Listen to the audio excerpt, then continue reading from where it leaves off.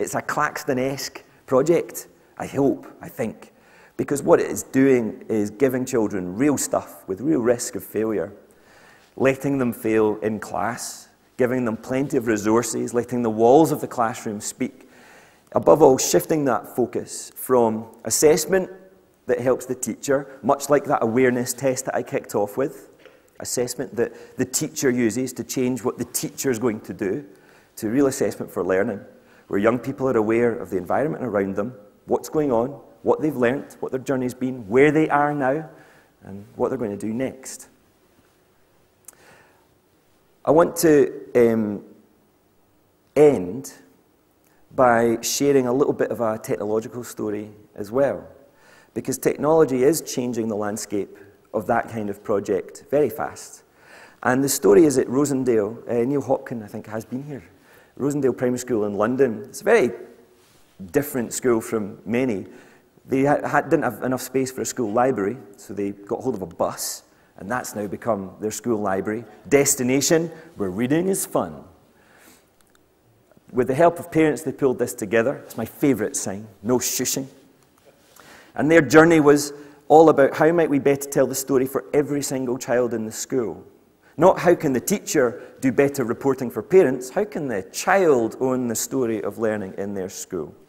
Now, they undertook a very similar kind of project to the one that I've just described, a really immersive learning project. But something began to emerge.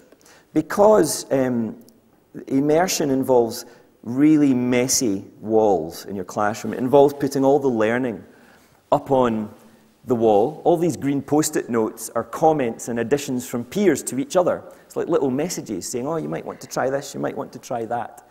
It gets really messy, and in a non-digital world, it's almost too messy to make sense of. So the teachers started to use these kind of luggage labels, and as the children defined the problem they wanted to solve, bringing their information together in clusters, their research in clusters, the teachers began to think, I wonder if we could use these luggage labels to better help the children identify what it is they're learning, both in curricular terms, in subject matter, but also in terms of emotion. And then they said, well, why don't we get the children writing their own luggage labels and these plastic-covered labels? Why don't we get them doing it in their jotters at the top? What are the 3 tags you would use to describe this piece of work that you've been doing? What is at its core? Why are you doing it? Number one question children must be able to really understand fundamentally is, why am I doing this learning? Why am I undertaking this task? What's its purpose? We placed them next to the computers. And then we used an application. It's on the web, it's on mobile, it's on iPads, it's on everything. We had only got a couple of computers in the school. We put the tags in there and gave them Evernote. And Evernote is just a consumer-free thing that allows you to remember anything. Take a photo, make a video, record some audio. And so children took photos, videos, audio, wrote little reflections about their learning. We discovered when they invented their own tags that they were learning stuff that wasn't on the lesson plan.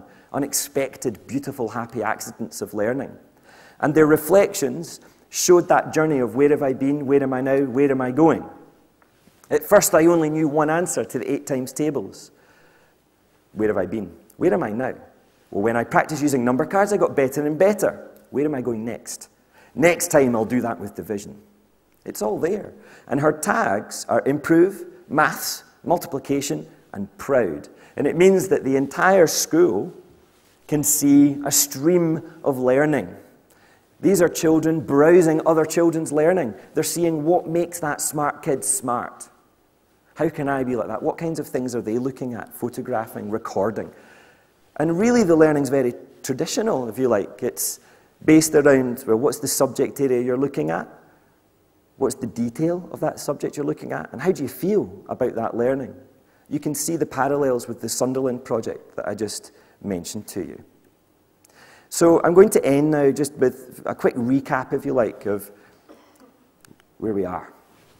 I love, guys, 3 C's and 3 R's as a simple rubric to bear in mind when you're planning a lesson, planning a unit, planning a year, or planning a whole school. Because if you achieve it, as we've achieved it in projects, the sum of those parts is so much greater for those young people. I want to see more students having that reaction to class, not wanting to leave. wanting to congratulate each other on mutual successes. I want to see children building and making stuff to learn, something you're about to hear more about from a master maker. Using design processes that don't come from education, and not being afraid of it because it doesn't come from education, it's not got an education tag on it, but saying, I'm going to try it because it's different, and different might lead to something better. But I'm also going to marry it with what education research we've got to see whether it works. Using technology where it genuinely does something different for you. And looking at how much of that journey we can share with each other, so that instead of being locked up in a classroom with the door shut, based on the heuristics, the gut feel of wonderful teachers, we're able to share it wider so that more teachers can become wonderful as well. Doing it's not easy. I'm not going to pretend it is. I'm going to end with a quote, though, that I think sums up the challenge ahead. It's from my favourite composer. To achieve great things, two things are needed: a plan and not quite enough time. Now, I am absolutely out of the latter, but I also think in English education, you're beginning to run out of the latter. And there's a certain case for saying, get your hands dirty. Go and try something now. And I would say if you're on Twitter, the one thing you can do to spur action is just tweet out now or say to your neighbour, what is it you're going to do next after 2 days here? What's your next big or little step going to be to get your action kicking off? Thank you so much. It's been a wonderful 2 days spent with you.